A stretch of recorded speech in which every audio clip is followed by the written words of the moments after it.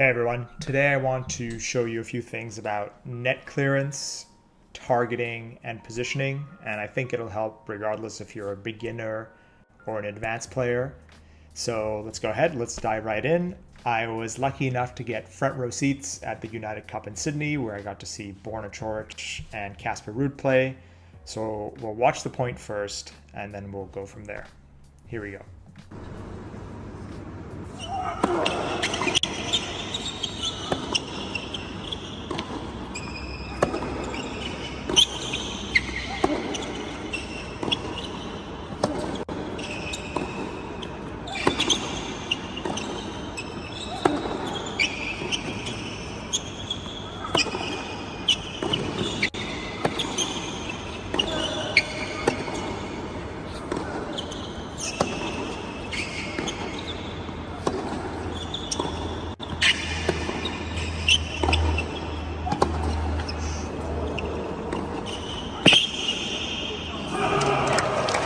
Okay, as you can see, it's a pretty great point, and I just want to start with net clearance, okay?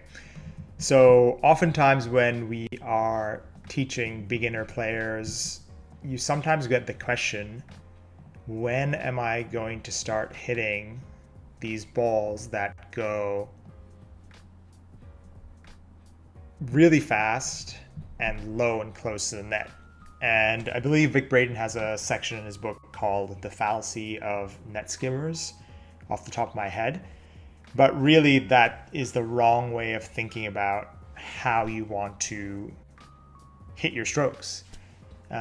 We've talked about this with, I've talked about this with players I often work with, is you want to be thinking about the shape of the court that you're on. So it's a long, narrow tunnel and there's a barrier in the way. So with that in mind, tennis is a lifting game, and you have to lift the ball over that barrier and into your opponent's side of the court. And you'll see here now when we make a small plot point, or when we make a small, plot graph of really how much clearance players are getting in the rally. It's quite a lot, and this is why I recommend players watch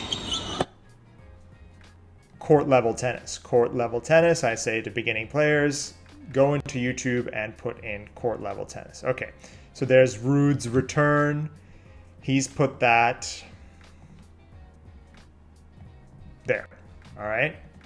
So because he's put it that high, he gets it fairly deep, and now Coric has to almost reset the point because Ruud has got it nice and deep through the middle. And you'll see here again, look at how high the ball is as it clears the net. And Ruud returns it here, okay? So very rarely do you see players take the ball super close to the net because, from a lifetime of playing, they understand if you miss in the net, obviously you lose the point, but the closer you get to the net, the riskier it is with your ground strokes. Watch how much Ruud lifts this ball. It's going super high. It'll probably clear the net maybe 6 feet above the net height, so about 9 feet high. Because of that, he gets great depth in the court, and here Coric is doing his best to maintain his position on the ground and lift it. Yes, this one is a little bit lower. But again, I know I'm hammering home this point, but watch how much clearance they're getting again and again, all right? So I'll go through, we can plot out a few more. Whoops, excuse me for that. We can plot out a few more, but in general, watch how much clearance.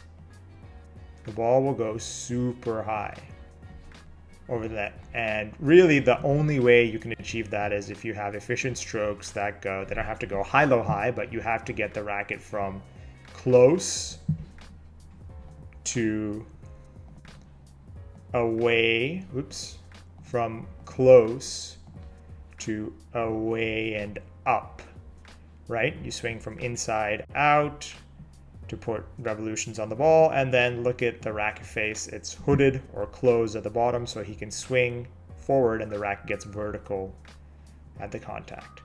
Okay, and again, look how high that ball is.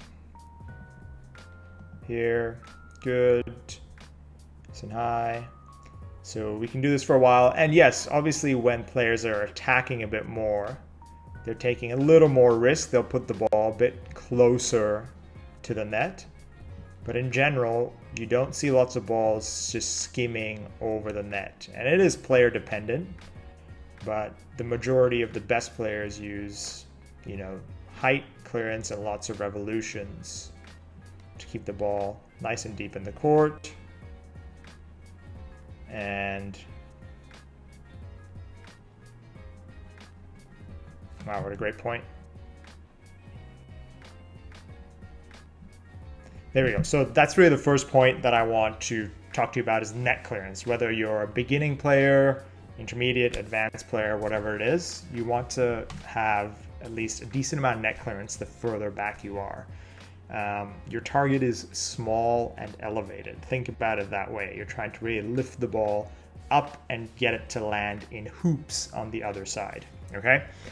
So the next part is targeting. So we can use Casper Ruud's balls where they land in the court. And for that, let's use, I'd like to leave those yellow circles there. So why don't we use these, okay? So this is another issue that I have when speaking to beginning players is that they feel that they need to put the ball really close to the line to hurt their opponent. That they need to put the ball right in the corner. They need to make their opponent run a lot. And really, if you watch in a rally, if you just plot out where high-level players put their balls, you'll really be surprised at how often the ball will really go through just almost the center lane of the courts. Okay, so we're here just looking at Casper Ruud's here. Okay, that's where it landed. Keep it going.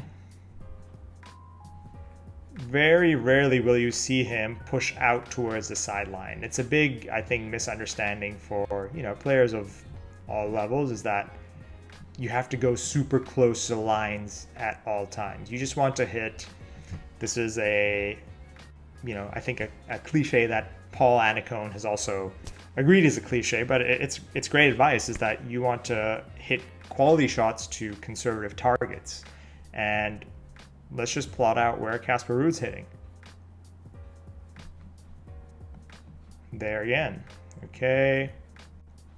He's defending here. He puts it deep and right through the middle. So great defense here. He's limiting the amount of angle that Coric has to work with. Again, that ball lands probably here. And now he's starting to, because he's set a little bit more, he's starting to move the ball around a little bit more. Okay. Here. So look at the grouping of his shots. This one's a little bit further away, off towards the sideline. Here. And then he has one where he goes down the line. Here. So it's not what people would, you know, generally expect, and that is players hitting into consistent corners. Here, you really target the fat part of the court, the belly of the ship, however you want to call it, and you use the quality of your stroke to push your opponent back off the baseline, and then the angles open up for you as well, which is the next thing I want to talk about, which is the positioning. So if we watch that point, again, we don't have to watch it in full speed, we'll watch it in double speed, is really in general, you can see where Ruud is and where Coric is. Coric is trying his best to stay right on the baseline, while Ruud is a little bit further back. So why are we talking about this? Because I want to, let's watch this point here, excuse me.